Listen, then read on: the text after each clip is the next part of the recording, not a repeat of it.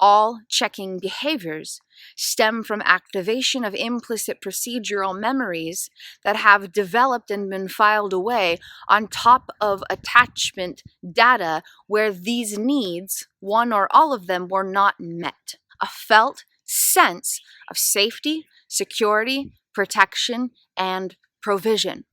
It's an action pattern stemming from unconscious data in the body. The physical body vessel doesn't feel safe, and it's trying to. The unconscious body does not feel safe, but it wants to. That's why checking action patterns occur. Just to sum it all up. The neurobiological core causality of checking behaviors involves unconscious activation of implicit procedural memories based on disintegrated data filed away because of an underlying unfulfilled attachment need. Once this checking action pattern began, every time it was activated, it grew and it got bigger and it got bigger and it got bigger. And the neural networks that are creating these types of thoughts and feelings and action patterns is just getting bigger and bigger in size. And you can start to, and it's all based on an underlying unfulfilled attachment need of a felt sense of safety, security, protection, and or provision.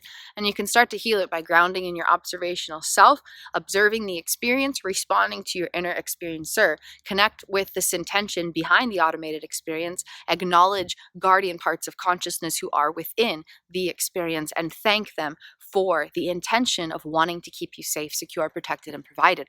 Once you connect these parts of your consciousness, once you connect the conscious self of you and the subconscious parts of you, then together you can collaborate and start to meet underlying unfulfilled attachment needs. You can start to create energetic vibrational experiences for all parts of yourself so that there is a felt sense of safety, security, protection, and provision. Once the attachment need is fulfilled in the here and now, the memory data, whether it was from a year ago or 25 years ago, it automatically starts to transmute.